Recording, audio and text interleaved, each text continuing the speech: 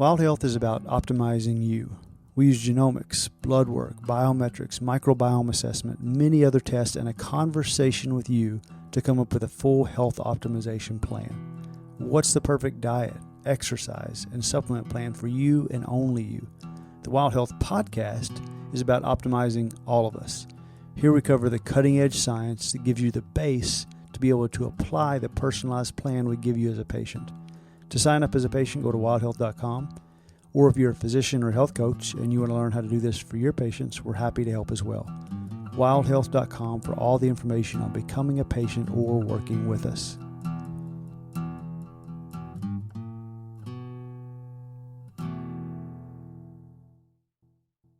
How are you? I'm good, man.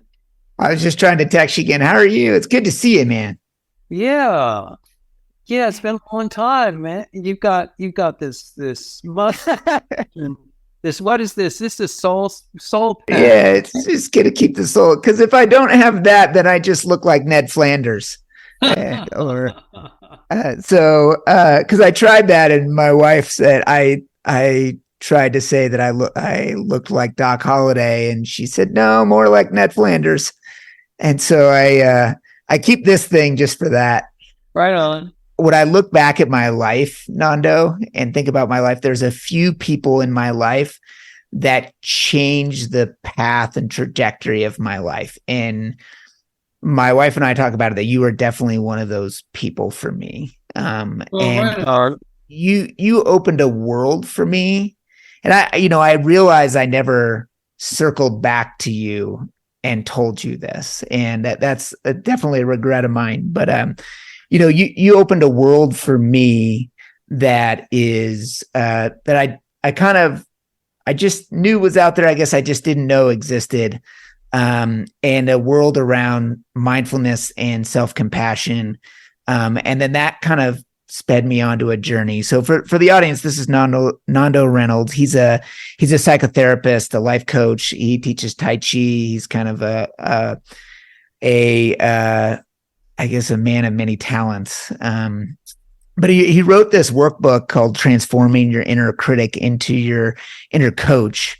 And and he's just, somebody that I found. Oh, you have it. Oh yeah. Nice. Let me take the blur off. Yeah. And I think there you go. We're going to talk about, how your take on people's inner critic and how to work to transform your inner critic into a coach, and talk about Tai Chi. And then also you introduced something called tapping or emotional freedom technique to me years ago.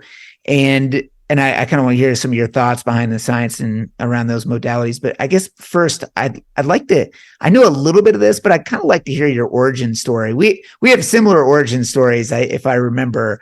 But because there's not many people from rural Wyoming out there. But I guess I'd like to hear your origin story a little bit, for the audience. Right on. Well, Carl, I was born in El Salvador. Okay. And my dad worked for the State Department down there. Both of my parents were born in New York City. We're WASPs from way back. But I was born in El Salvador and lived overseas until I was sixth grade, seventh grade. Okay. Lived in Haiti and Pakistan, some time in France, and then I first got into kind of martial arts and Tai Chi, and that led to psychotherapy. But I got into that stuff when I was 18. And my folks moved to, you were talking about Wyoming, and my folks moved to Wyoming in, I think it was 1978, and started raising buffalo. Oh. And so my dad thought, quit the Foreign Service and go raise buffalo. It's the natural transition. Clear transition. Yeah. Yeah. So that was quite a change for them, and we were living on the East Coast before that, and so quite a change for me. I was still finishing up school and like that. So pretty. Where were you on the East Coast? So I was in we were living in DC, and I was going to they sent me to a boarding school in southern Vermont, Putney School, and that was really, it was an awesome experience for me. It was great, and great to actually get to go to school someplace for 4 whole years, after moving around so much. Okay. And then you went to, like, how old are you when you moved to Cody, Wyoming? So we moved to Lander, Wyoming. Oh, I thought you moved to Cody. I don't know why I had that. Yeah. I've got a sister in Cody still, but okay. But that was, they moved to Lander, and I was just finishing up boarding school. So I was like, 17, something like that. And, Okay. So learned how to drive the swather and the baler and do flood irrigation and just like, okay. Well, did you spend some time in the Wind River Range then, and Oh, yeah. kind of, yeah, what a fabulous! I mean, their place. It was on the Sinks Canyon Road, which drives up to. You drive that into the Wind Rivers, and we could just take the horses. We did a horse packing trip where we just took the horses right out the front gate and went up into the mountains, and it was an amazing thing for me as a young man to be able to learn how to backpack and just go into those mountains by myself and just feel totally at home. Oh, that is the Wind River Range is a special place for any of our listeners who haven't been there. It's like highly recommended, but it's legit to get in there, to get deep in there. You can hike for a really long ways, forever to get to the cirque. And so you said something that may, in passing, that was probably is maybe not clear to some people, but like you said, you were into martial arts, and that clearly transitioned getting into psychotherapy. I think maybe explain that a little bit of how you make that leap. Right on. Well, when I was 18, I was one of these kids who grew up really fast. So like I entered, high school as a short person, and I graduated as a 6-foot person. And so I didn't know where the ends of my arms were, it was like I was just a complete klutz at that time. And so I got into doing Tai Chi, and it was so beneficial in terms of, just my overall coordination and ability to move. It just totally blew me away. And so I was totally hooked on that. And that kind of served as as an entry into doing body work and massage. And then the body work and massage sort of served as an entry into, oh my gosh, as these people on my table, they're going through, emotional stuff.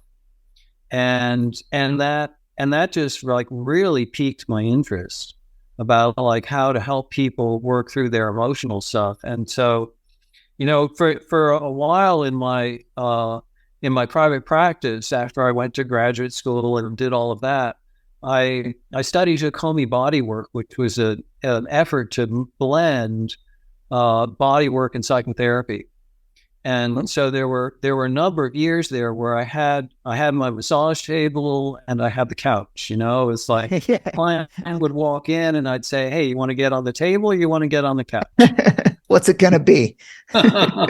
Exactly. Okay. But over the years, that was just too complicated. It was just too much for me, and so I went with what really caught my interest, which was helping people in their relationship with themselves and relationship with other people and like that. Well, maybe explain the concept of inner critic and why it's so important to address that in personal development and sort of how you walk through psychotherapy with people. Right on. And for me, I think of human beings as having an internal team, right? And so we have habits and we have ways to approaching the world that are, oh, this is what I used to do when I was 12.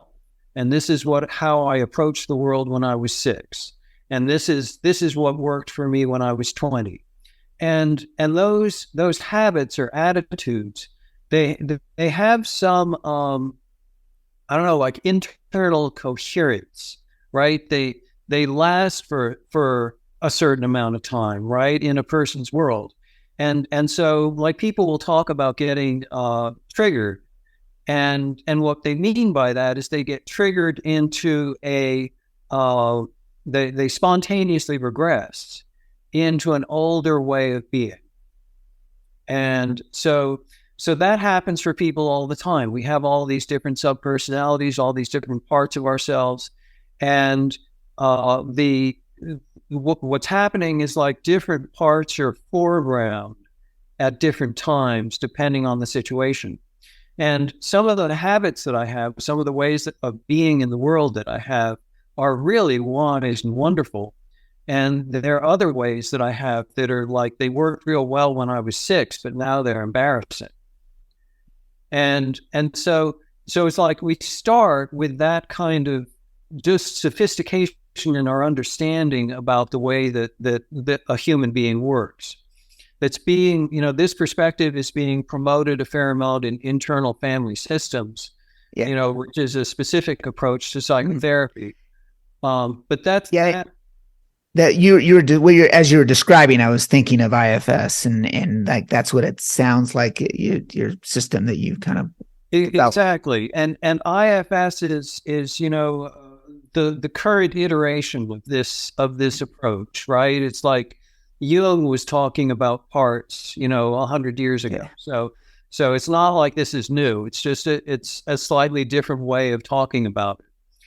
But in any case, if we think about, like, what we were talking about with the inner critic, it's like, so we have, everybody's got a habit of how they manage themselves to pursue excellence.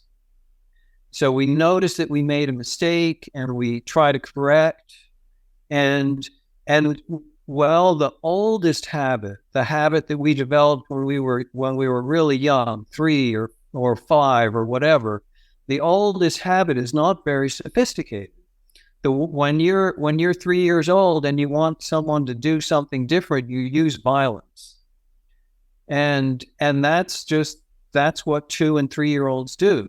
And they use that with themselves as well. They use harshness, internally directed harshness, to shape and manage their own behavior. And this is just like, everybody does that because it's the simplest way to modify behavior, is to hit someone when they do something you don't like. When we try to manage adults, like if you're actually in a managerial position and you use that kind of harshness and violence, no one likes that. Yeah. Turns out people don't like violence, right? And directed at them, and they don't like being humiliated, and they don't like being called names. And so, as we grow up, we learn that if we're going to interact with other people and influence them, we should be kind to them. But most people don't apply that new learning to themselves, right? So I think about this as like motivation 1.0, which is hit the person in order to motivate them. And then motivation 2.0 is like, support, encourage, pep talk, coach, lead by helping the person see how this behavior is aligned with their values, that sort of thing. And that kind of, that's a compassionate, respectful way of trying to motivate another person. And we'd like to use that same skill set with ourselves. It's just a process of taking that and taking what, an old habit of how we used to treat ourselves and other people, and now learning how to use that same approach that we use now with adults. We use that same approach with ourselves. So, a lot of these, you're describing like an internal critic, you're describing like these deep-rooted origins of this internal critic or directed towards yourself as a way of managing yourself.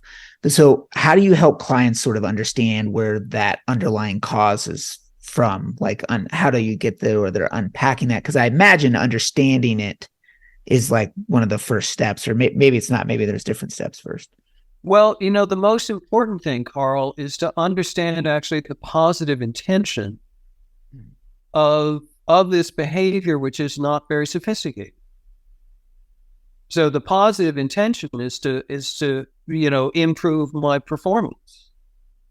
The reason I get self-critical is because I'm dissatisfied with my performance. And the positive intention is, hey, Nando, let's improve your performance. And that's a great positive intention, right? It's like, I do want to improve my performance. But the methodology, the coaching methodology, is harsh and ineffective. If you use punishment to try to enhance a person's performance, we know that leads to depression, it leads to squirreliness, it leads to all sorts of things that you don't actually want. So we start by really understanding, so what is the positive intention when the inner critic arises to be thinking that, oh my gosh, the inner critic is arising because there is actually a positive intention here. And the positive intention is to improve my performance. And well, okay, let me think about that for a moment. If I was actually wanting to improve my performance, how would I talk to myself? Well, how about, like, how do you give people the ability to notice that their inner critic is popping up? Because I imagine most people, and I think this was definitely a discussion you and I had for myself and all, that noticing that's what is happening. That seems like even a, sort of meta first like discussion.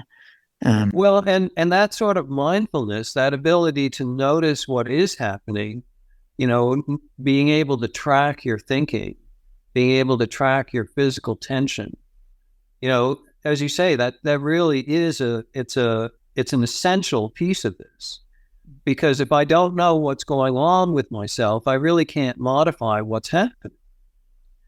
And for most people, when they experience, when they have a moment of internally directed negativity, it's going to show up in one or a couple of several different ways. Some people actually hear themselves. There's an internal voice that's saying, Nando, you screwed up. What a dumb shit. Blah, blah, blah, blah, blah. Right? Yeah. And then for other people, there's this feeling of just like, some sort of clenching gut feeling, tightness that starts to show up, where you just start to feel bad, or you're cowering because you're afraid of being punished or something like that. And then for other people, there might be they might be taken back into like a visual flashback in their mind's eye of someone chewing them out or like that. And for most of us, there's a mix of like, oh right, I hear this kind of internal dialogue. I have a flashback of times where other people were harsh or disappointed with me. And then I have this physical tension that happens in my body. Many people, of course, have the experience of having been raised with a certain amount of harshness, either by their parents or siblings or teachers or coaches or whatever. And so they actually have concrete memories of other humans treating them poorly in that way. But we develop this kind of internally directed negativity even if we don't have that history, because we develop it because it's the most effective way to control our own behavior when we're little. Right. So do you have examples of clients, like a client that you've sort of worked with, and like sort of what the key steps for kind of managing their inner critic and that's gone through a transformation, and also sort of timeline for most people, like what, and I imagine it's all over the place, but yeah, it is all over the place, but it follows, some recognizable patterns. And of course, the first thing is like, holy cow, I'm on my own case almost 24/7.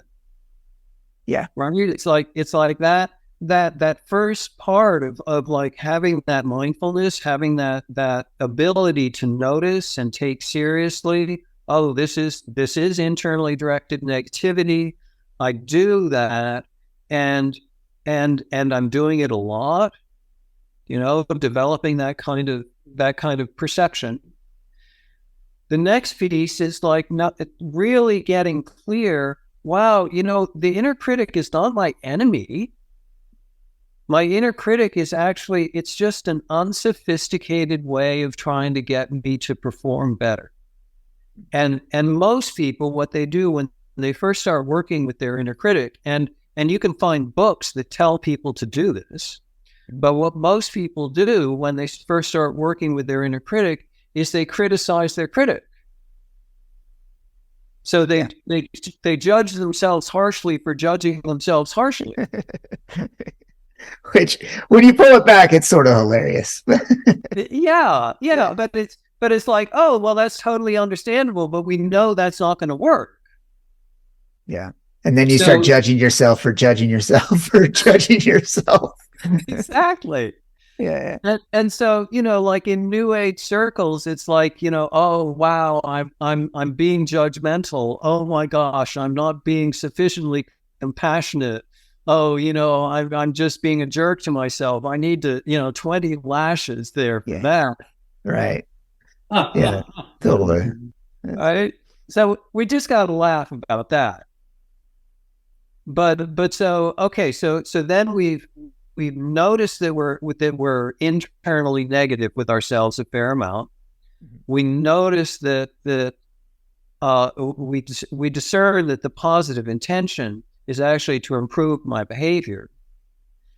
And then I have to do two things. One is I have to figure out, well, if I was going to treat myself kindly, what would treating myself kindly and with compassion, what would that look like? And how do I practice that so that I can, manifest that more easily? So that's one piece. The other piece is most people do have a fair amount of history with other people having been harsh to them, being verbally or physically abusive. And that emotional charge on that is really difficult. And so because we need to practice treating ourselves kindly,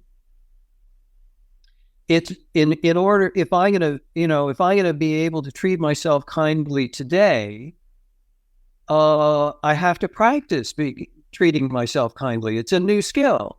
Yeah. And so I have to go, oh, well, what does good coaching look like? What does kind, compassionate, still holding boundaries, still striving for excellence. What does that actually look like? So we have to articulate that, and we have to define that and practice that. And the best way to practice that is in your imagination or with your younger self. So it's like if I'm going to perform well, I have to rehearse. And so I need a place to rehearse. And well, why not rehearse in a way that actually like brings you healing? And so these everybody's got a timeline of memories that are places inside themselves where they need some kindness, they need some compassion, they need some understanding. And that's the place to practice. And as you practice that, you develop your internal compassion, but you also carry less baggage. So we get two bangs for our buck, right? We get like, okay, I get more compassionate, but I'm also carrying less baggage. And Carl, you were talking about EFT, emotional freedom technique, which is this tapping technique, and that's a great way to drop a lot of charge about things that we carry from the past. But ultimately, what we want to bring like our own compassion into the memory, and so for instance, let's imagine that we have a person who, when they were 8 years old, they had some really painful incident that happened, and they were really poorly treated. And what happens with that is that 8-year-old memory, it's actually a cluster of neurons in the brain that's behind a little bit of a tangerine skin. It's a little bit like separate from the rest of their experience. And so the thing is that we want we can't change the past. The past happened, right? But what we can do is we can change how we think about the past. And what I'd like to think about the past. Here's this painful, difficult experience. And I'm going to be reminded of that painful, difficult experience. But when I'm reminded of that painful, difficult experience, I'd like to also be reminded of my own loving heart and my compassion with myself and good, positive, uplifting, true things. So here, the way that we do that, paths are made by walking in here. What fires together, wires together. And so what we do is we deliberately recall these painful experiences where we felt humiliated or ashamed or alienated or whatever. And we deliberately imagine, oh, I stepped into a time machine and I'm back there with my own self, and I'm showing up as a kind, compassionate, like fairy godfather, because I actually know what happens in the future, and I know how this turns out, and it's like, wow, this really sucked, but it didn't last for all that long, and we get to have this kind of future and this kind of life. I mean, I really can say that stuff to myself, and it makes a difference to the energy, the life energy, the subpersonality that's back trapped in that 8-year-old memory. Yeah, and it seems like it. So, for the audience, like we don't have to go too much into it, but I mean, for me, you walked me through that. This was probably 6 years ago, and that process. I had a pretty, I think it's been talked about or referenced in this podcast. I had a pretty rough childhood at times, and the visualization, the powerful visualization of myself, like I at that time especially had a hard time having compassion for myself. But I don't know anybody, if you ask them to visualize themselves as a 5-year-old or an 8-year-old, who can't have compassion for that person that existed at that time. Because when you visualize yourself at that age, it's so easy to conjure up empathy. You may and realizing that is the same person, right? But then the emotion, the physical emotion that comes up with whatever specific event, it seems like that is when you are pulling in, tapping as almost like as a discharge, and that helps with the rewiring that exists with that specific emotion. Exactly. And I like to think of emotions as they're either red lights or green lights. Like when we do this kind of work with ourselves, like if I'm really going to show up with myself in a deeply compassionate way, it's going to be an emotional event. And what happens with that emotion is it can be pretty intense. Sometimes when you actually show up with a part of yourself it's like you burst into tears because it's just so moving to have that internal compassion and to have the sense of alienation dissolve. Mm-hmm. And so with that, a lot of people are, oh, emotional intensity is a little scary, or it's a little overwhelming, or it's a little too much. But sometimes that emotional intensity is actually a green light. It's like, oh yeah, there's a fair amount of emotional intensity, and that means that what you're doing is right on. There's sometimes that we have emotional intensity, and that means that what you're doing is like, no, I have like adolescent subpersonalities who it's difficult to ally with these characters. Yeah. Sure. Because they just don't trust anybody. And Right. they think that anybody that looks like me must be some judgmental freak who's just out to trick them. Right. And so it's like, oh, okay, so some of my internal emotional, I'm in my imagination and I'm hanging out and doing stuff inside, and some of the emotional reaction is going to be a red light of like, oh, this isn't actually working. There's an increase of tension. There's an increase of distrust. But some of it is going to be a green light, and it's going to be this upwelling of relief. But for many people, that upwelling of relief can be so intense that it's really helpful to just discharge it. And then the tapping is so useful for discharging the emotional intensity. No, I think you know me well enough that I'm still in this point in my life pretty concrete about some things. What do you think the physiology or the mechanism is there of tapping, because of the emotional discharge and the ability to kind of bring down the intensity of an emotion, and is pretty profound for a lot of people. And Yeah. I'm interested in the what is going on there. Right. Well, and so I go to traditional Chinese medicine with that. Mm-hmm.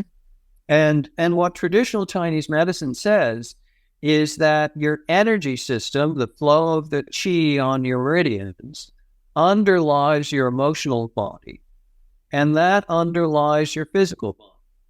And so traditional Chinese medicine perspective is disharmony in the energy system produces disharmony in the emotional system. And that in turn produces disharmony in the physical system. And so when we're tapping here, we're tapping these are 7 points that we tap on, and they're just a generic one size fits all. We've got 12 bilateral meridians, we've got 2 central meridians. So these, you have a chunk, a number of meridians, and then we're tapping on 7 points. And so this seems to be enough so that you're I think of it as like you're rattling your cage, and then everything settles down to homeostasis. And homeostasis, we've got such a strong physiological system that drives us to homeostasis. And homeostasis is not being enraged or terrified or like that. Homeostasis is emotionally pretty calm. So these states where I'm really upset, they're energetically hard to sustain. And if I rattle the cage, everything is going to settle. Mm-hmm. So you have people do these visualizations, you kind of rattle the cage and have them settle. For the idea is some neural rewiring. Is that I'm interested, like one of the things that I always think is interesting, you didn't write a book, you wrote a workbook, which is different. And so I imagine it's a repetitive thing. Well, and that's the thing. It's like, let's say I want a stronger bicep. Do I do one curl every day at really heavy weight? No. Well, and I also, when I was just starting therapy, Yeah. I went to this therapist. I was a young man and I was pissed with my parents, and I went to this therapist, and my idea was that I would go and talk to this therapist, discuss how pissed off I was at my parents, and that would be it. Yeah. A one session miracle, right? Yeah. Yeah. Well, it turns out it doesn't work that way. It's like we've got to revisit this material again and again and again. And, if you think about mental emotional skill as opposed to like, oh, this is a genetic ability, but instead you think of it as like, oh, I'm developing a skill. Well, how do we develop a skill? We rehearse, we practice. And this is true with any skill that we've ever gotten any good at. We've gotten good at it because we practiced it a lot. And so I want the skill of noticing that I'm upset and returning to equanimity. I want the skill of noticing that my body is physically tight and my shoulders are up around my ears, and then returning to a peaceful place and having calm breathing. I want the skill of noticing that I'm angry and then returning to a place of calm. Well, in order to do that, you actually have to practice that very specific, concrete activity. It's just magical thinking to think that you could get that skill any other way. Right. So a lot of it, it's kind of interesting, Carl, because I think of myself at this point as a psychotherapist. I think of like, oh, well, there's the first stage where I'm educating my client about how to do their workout. Mm-hmm. And then, just like a personal trainer, it's like I'm educating the person about how to do their workout. And then I'm pep talking them to do their workout. And maybe I keep them company, and maybe I just like talk to them by text and say, oh, you did it. They say, oh, I did my workout, Nando. And I say, good job. That's awesome. Yeah. Right? Because Right. It's like rehearse. Do it again. We're not going to change our mental emotional state by having some breakthrough and not actually applying it. It's like I can't have some, breakthrough brought on by psilocybin or that sort of thing, and then think, oh, now my life has changed. No, I actually have to deliberately wire things. And I'm glad you brought up psilocybin and psychedelics, because it's such, we talk about this at Wild Health, and we still, one of the things that really we're talking about with people is it's not ketamine assisted therapy or these other modalities that people are using. They still have to do the work. You still have to do the integration, and all that allows is sort of you to kind of soften up the ground a little bit to lay down new tracks, right? If you're on the Oregon Trail and they put those tracks in real deep, if the ground gets really soft around those tracks and you just go through the same track still, you're going to lay down the same track, right? You got to build those other pathways. And so I think I'm glad you brought that up. I'm interested in how your background in Tai Chi, how you've been able to integrate, or if you have been able to integrate that into your therapy practice now, or do you keep those things separate? So, Tai Chi is fundamentally, it's a martial art. And so there's a martial art component that really is about, it's about relationship. It's about like, do you, when someone offends you this much, do you offend them that much? Right? Yeah. Yeah. Or do you, everybody's got their internal jerk, right? Yeah. And do you protect people from your internal jerk, or do you go, oh, this person offended me this much, so now I'm gonna, Yeah. Yeah. Yeah. anyway, Tai Chi as a martial art is based on the idea that no, when someone offends you this much, you actually, respond in a way that doesn't add more energy to it. And that, it's like, if you do Tai Chi for a long time, you internalize Taoism. It's just, it's so deep in the practice that it's like, oh, wow, I woke up one day and now I'm a Taoist. Wow, how did that happen? So, but a lot of, one of the teachings that does cross over really well is that if I'm relaxed, I'm going to be more able to respond to whatever happens. Mm-hmm. And if I'm physically relaxed, I'm more able to respond to whatever happens. But if I'm emotionally relaxed, I'm more able to respond to what's happening. And so I really like this idea of having, sort of having a target state. And in order to go about the world, like Daniel Siegel in his discussions of mindfulness, he talks about paying attention to the present moment through your five senses with an attitude of curiosity, openness, acceptance, and love. Yeah. Well, I kind of dig that perspective. I like cold, Yeah. And so, like, if I'm physically relaxed and I'm in a mind frame of curiosity, openness, acceptance, and love, I'm pretty effective. And it's like, oh, okay, well, maybe there are situations where I need to be in a different mind frame. But for the most part, for me, that's a pretty good target mind frame, to be physically relaxed and curious, open, acceptance, loving. That's a nice space.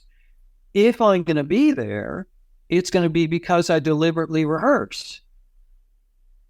So it's like, oh, okay, well, it turns out that if I pay attention to my breathing from a Qigong kind of perspective, and I pay attention to my breathing and my physical mobility and like that, it's like, oh, I can, because these mental emotional states, of course, they're correlated with physical states, and the mind and body are one unit.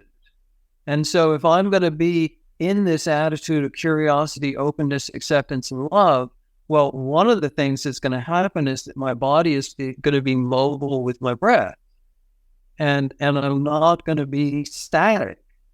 And if I'm really in that state, my body is going to be mobile with my heartbeat. And wow, okay, now I'm really like opening into that state. And then if you really open into that state, then your body's going to be mobile with your cerebral spinal fluid. Okay, so now I've got this spiral happening in my body, and it's like, okay, yeah, bliss is pretty available, but it's a physical intervention. It's like, I go from being, height-driven, self-critical Nando to like, oh, let me slow down, let me create space, let me allow myself to find the mobility of my breath, let me find the mobility of my heartbeat, let me imagine the mobility of my cerebral spinal fluid, and it changes my mental emotional state as well. So, I mean, that actually brings me to, one of my last questions is, so how do you manage your own emotions and your mental health at this stage in your life when you've been doing this for a long time? Like, Nando, you were doing this sort of work that we talk about now, like as like new age stuff, but you've been doing this for a long time. And so I'm interested where you've got to now and what you do now to manage your own mind. Right on. Thank you, Carl. Yeah. So I mean, I learned Tai Chi when I was 18, and like I'm 63 now. How did that happen? Yeah, I don't know, man. Well, it's so funny because I view Tai Chi as like in my mind, and I don't do Tai Chi. I viewed it as like, all right, that's my Tai Chi is my exit strategy when I keep as from an exercise when I can't do the things I want to do anymore. But as now that I'm like, 44, I'm going to be 45. I'm like, maybe actually I should start that sooner rather than later, especially when I talk to you. So Tai Chi is not an exit strategy. Tai Chi is what you have to do so that you can do the things that you want to do. Like if you want to ski up to the top of Mount McLaughlin, right? You have to do your Tai Chi practice for the previous year so that you don't get your butt kicked by that activity. Right. Wow. So you want to surf for hours, you gotta put in your Tai Chi practice. Right. But so you were asking me like, how do I manage my emotions and like that in an ongoing way? And I like to think about, I pick on the Dalai Lama about this, okay? Because it's like, I like to think about, okay, he's my favorite living saint. And so, how does the Dalai Lama deal with this emotion? Right? I mean, he's got to get pissed off, right? You would think all the cameras and like all yeah. And so it's like, okay, so the Dalai Lama, emotion arises and it dissipates. You think about me when I'm going along normal life. Okay, emotion arises and I cling to it, and it creates a mood. It creates an attitude, right? It's like, oh, this thing pisses me off, and I cling to it, and I have this self-righteous internal dialogue about how I deserve to be pissed off or sad or scared or whatever it is. And so, my target is to allow it to arise and dissipate, which is, that requires our mindfulness practice. So I have to be able to notice that I'm starting to get angry. I have to notice the physiological changes. I have to notice the internal dialogue that tends towards self-righteousness and like that. And then, there are times where it's like, whoa, this is pretty intense. I think I'm going to tap on this, Yeah. And because I'm trying to get back to equilibrium as quickly as possible. There's sometimes, I like this formula of acknowledge, validate, and coach. Mm-hmm. And so, when I'm interacting with another person, when I'm interacting with myself, and they're in an emotional state, in order to blend with them, in order to come together with them, I acknowledge and validate what their experience is. So it's like, wow, I get that you're really sad that your friends are being mean to you. And I can totally understand how that would make you sad. I'm talking to my 12-year-old or something, or I'm talking to my adult self, and I go, wow, I totally get that the news is really upsetting, and that you're just outraged at all of this stuff. And it's totally understandable that you would be upset and outraged at all this stuff that's going on. That's a sign of sanity and health. And then the coaching is, well, we think this is the best way to be around the national news, the international news. We think, how about if we put our heads together and figure out what you can do with your friends that might help you connect with them more.